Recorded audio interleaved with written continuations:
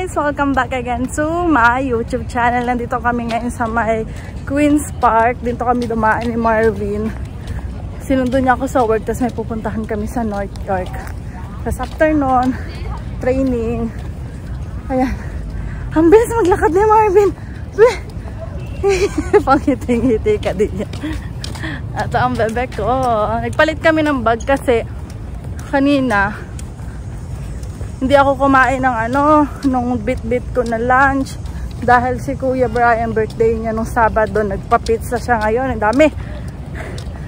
Tapos yun, ang dami namin kinain ko, konti lang naman kami, ilang pizza yung 3, tapos may chicken, tapos may soft drinks.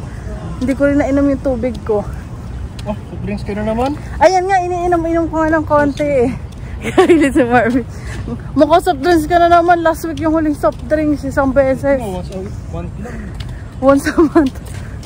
Ganda pala dito sa Queen's Park, guys. Si Marvin ay galing sa trabaho.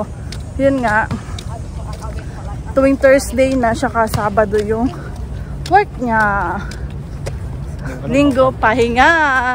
Wow, pahinga siya. Hindi ko sure. Hindi mo sure kasi maglilinis ka ng kwarto. Absent ako eh. Tatlong araw pa. Ay, may cellphone mo. Wala ka nga palang bulsa. Ang bulsa to. Di ba tayo nakapunta dito? Ang ganda dito. Tayo, hindi pa, pero ako nakapunta na. Oh, siya. Pag susunduin niya ako dito, ang daan lagi eh. Parang alam ko to. Hindi pala. Pakita ko sa inyo, guys. Ayan. Saan tayo, be? Tatawid muna tayo, guys. Uy, walk pa. Parang bagong gawa to ah. Aking bebe. Be, kamusta naman ang work mo? Busy? Easy. Busy? Ano? Easy? Easy, busy. Easy, yak. Daming tao kanina. Puro na eh, back to school na eh, madami. Hindi naman. Dami din naman, pero mas marami nung bakasyon? Mas madami nung bakasyon. Kumusta naman ang school mo? Wala pa. Wala pa. Orientation pa lang. Ay, hindi na pala kami. Bababa na kami dito, guys. Mamaya na lang ulit. Ayan na. Sakto. Daming tao. Saan tayo? Hi, guys. Bali, hindi na kami nakapag-update sa inyo kanina. Tumatawa si Marvin kasi kanina pa ako salita ng salita, hindi pala siya nakarecord. Bigla kasing sabi ko, ba't biglang biglang namatay yung phone ko, nagsasalita ako, tapos pagtingin ko, hindi pala nagre-record. Putik, napakahaba na nung sinabi ko eh. So, ayan, di babalik ko uling sasabihin ko. Ang nangyari, guys, hindi na ako nakapag-update sa inyo kanina, kasi nga, nalobat ako, parang, nung una, mga 5%, di natuluyan na siya, kaya hindi na ako nakapag-vlog. Tapos, ginabi na rin kami ng uwi, 2 hours yung biyahe namin, grabe. Sobrang traffic, ganong oras pala yun, sobrang traffic talaga. Nakabus pa kami, tapos may tigil-tigil pa. So, ayun na nga. Ay, nako, ang hirap ng buhay commuter dito sa Canada. Paano na lang kaya pag nag-winter pa, Jessica?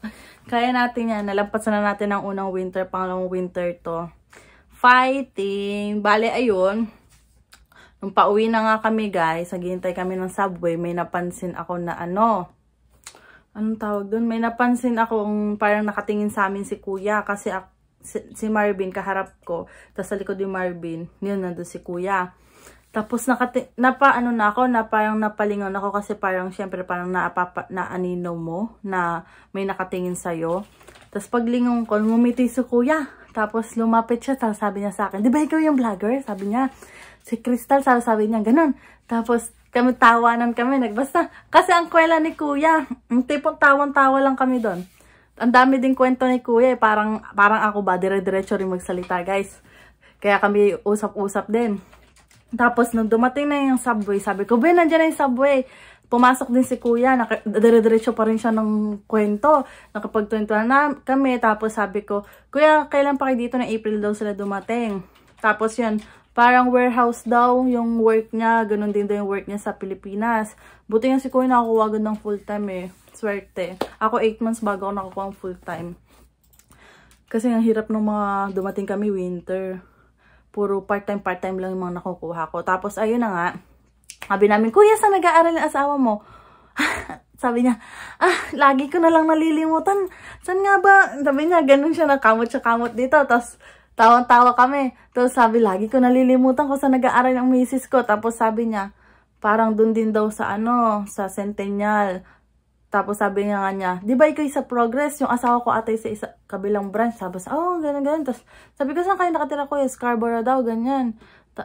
Sa Scarborough nakatira, be? Ay, hindi. Sa Scarborough nag-aaral. Tapos sabi ni Marvin, ay baka dun din sa Progress. Ay baka nga.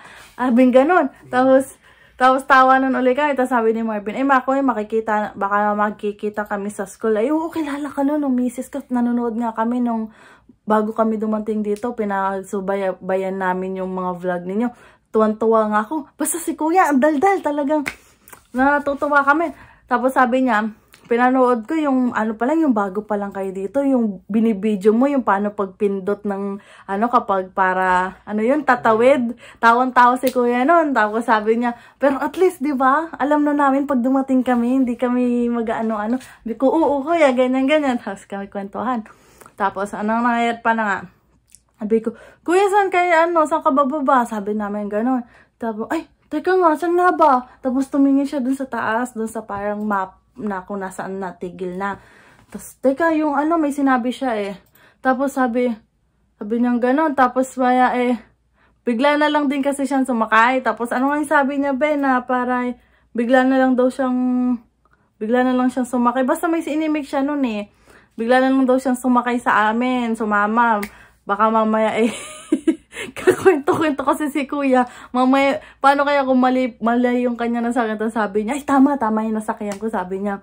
Bigla na lang kasi siyang sumakay din, sumama sa amin kasi nga nag-iistoryahan kami. Hindi, kami ni Marvin, aliw ng aliw. Kaso, ilang stop lang kami baba na kami, nauna kami kay Kuya. Tapos ayun, ang layo din ng anyang trabaho, 1.5 hours ata yung niya. Sabi ko, ganun talaga Kuya, tiis-tiis lang talaga. Sabi niya, oo nga, tiis-tiis lang, ganyan. Tapos, pagkadating namin dun sa naman guys, sa station, so, nag-intay kami ng bus. Chinek nga ni Marvin yung kung anong oras dadating yung bus. Sabi niya, padating na. Tapos, pagting namin sa screen, 16 minutes pa. Tapos, sabi niya, magkaiba.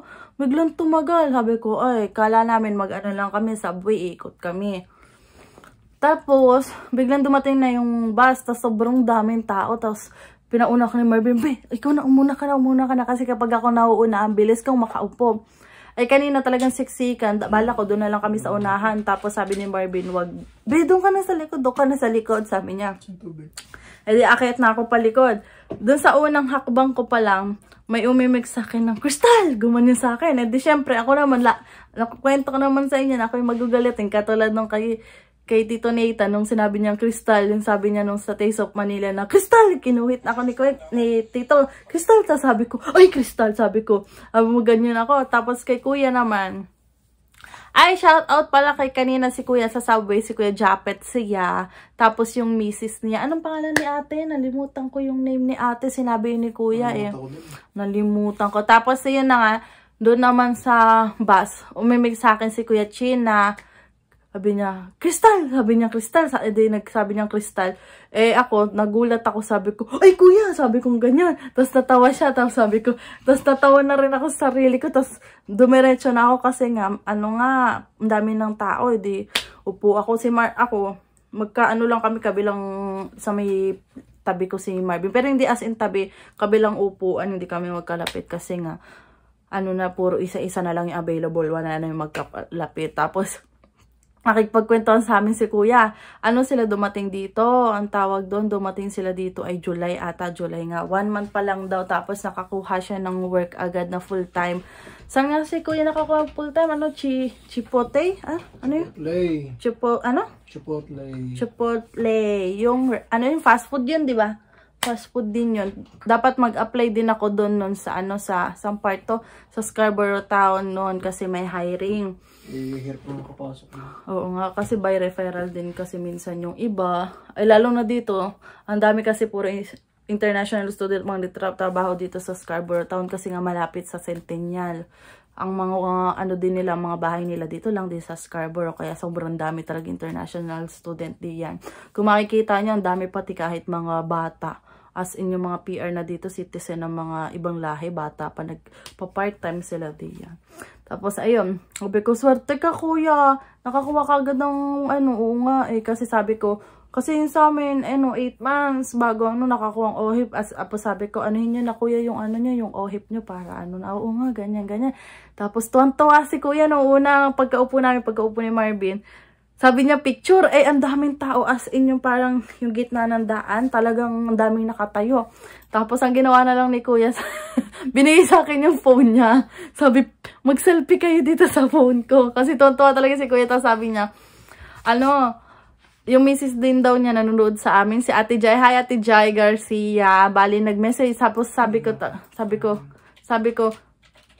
kay kuya, saan sila? Sa Don Mills daw. Tapos sabi ko, teka, parang may nag-message sa akin kuya dati Kaso, hindi ako na nakapag-backread kasi as in dumami talaga yung mga nagme-message na sa akin. Kaya unti-unti na naman ako.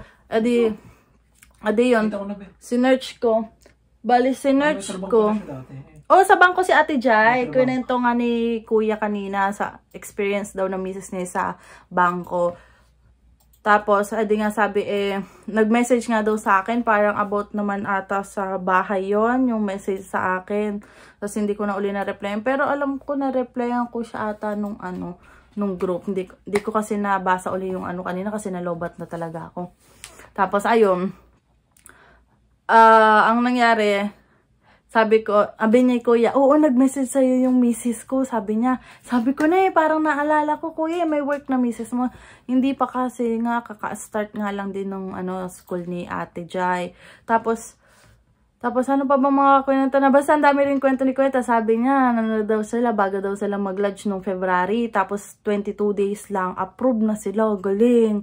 Sabi ko, buti kuya, mahaba pa yung preparation ninyo bago kayo dumating dito. Kasi yung iba, na talaga, late na nakapag-asikaso. Kaya ang mahal na ng plane ticket. Oo nga, mahal na nga ng mga plane ticket. At least sila, kuya, nakapag-ipon-ipon pa habang nasa Pilipinas. Yung sa amin talaga ni Marvin ay biglaan talaga. Tapos book kami, parang, nung na-approve kami, nag-book kami 3 weeks before. Parang approve namin ngayon, 3 weeks na lang alis na kami. Kaya uwi kami nun. Parang nag 1 week pa kami sa Manila kasi nag-asikaso pa kami ng mga sa passport namin, yung pagpapastamp. Tapos after nung nakakuha na namin yung passport, doon na kami umuwi. Tig 1 week lang tayo sa Mauban nun, no? 1 week sa Mauban, 1 week ka sa Laguna, Ben? Basta yun, pag uwi namin pala, syempre, sinundo kami ng parents ni Marvin kasi may sasakyan sila. Sinundo kami sa Manila, uwi kami Laguna. Nag 1 week ako sa Laguna. Tapos, after ko mag 1 week sa Laguna, ako lang umuwi sa Mauban. Si Marvin nagstay na sa kanila. 1 week ako sa Mauban. Kasama ko. Sinulit ko talaga yung 1 week ko talaga kasi syempre, hindi ko pa alam kung kailan ulit kami makakauwi ng Pilipinas. Talagang, pa nga nun kasi nagyayaan silang mag-bar kasi noon nga parang 2 days na lang, 3 days na lang, alis na ako. Di parang nagpagawa sila ng cake, tapos nagluto lang si mama ng spaghetti, parang kainan lang, tapos inom-inom sila ng lambanog. Tapos ang, pa noon, parang nung gabi na, syempre gusto kong ma-experience yung bar, yung may nasayaw-sayaw. Hindi ko kasi na-experience ang napuntahan kong bar noon, ay comedy bar, nung nag-OJT ako, tapos yun lang, wala akong napuntahan ng party-party. Si Marvin naka-experience nun, isang beses din. Pero pa yun, 2019 pa yun. Lasing na lasing nga din daw siya Kasama niya kaibigan niya, first time niya. Tapos, yun, panayagan naman ako ni Marvin na Kaso, mama ko payag, sige daw, para naman masulit bago umalis. Papa ko ayokong paalisin, tipong iiyak na lang ako. Iiyak na lang ako para payagan ako. Tapos parang nakaano na ako. Kasi umulan pa noon. Parang nakaano na ako noon. Makagano na ako. Talagang lungkot-lungkotan na ako noon. Kasi ayaw kong payagan. Nakaready na yung mga kaibigan ko. Ako na lang hinihintay. Ayaw talaga akong payagan ni Papa. Sabi ni Papa kasi ilang araw na lang aalis na. Baka ano pang mangyari. Ganyan. Sabi ko. Tapos sabi na naman, payagan mo na. Ngayon lang naman niya ganyan. Noong una, ay. Tapos pinayagan na din ako, Digora kami. Uwi din naman kami, mga 2 hours lang ata kami nun. Natuwa lang ako. Alam mo, talon-talon lang naman ang ginagawa ko doon. Hindi naman ako marunong magsasayaw. Tapos di rin ako umiinom. Uminom ako parang ganyan lang nung Red Horse. Ay hindi ko rin kaya at hindi ko gusto talaga ang mga lasa. Ayun. Si kuya naman, mula sa bahay nila at hanggang sa trabaho, 2 hours ang biyahe. Sabi ko, ang layo kuya. Ay, ganun talaga ang life. Tiis lang. Makakukuha din natin yung gusto natin trabaho at malapit sa ating bahay. Ako nga sabi ko, abi nga ni kuya, ang dami mo na rin naging trabaho, no? Oo kuya. Puro part-time yun, mga nakuha kong trabaho, no? Tsaga-tsaga lang talaga muna. Tiis-tiis. Sabi ko, konti na lang naman. At si Marvin naman ay last tuition na. At tapos April next year, graduate na. Kaya, buhay commuter. Tama si Marvin Gin. 1.5 hours ka ba, be? Biyahe mo mula dito. Punta sa work niya. Pwede mo kung ano. Ayun, tiis. Bayad ako naman.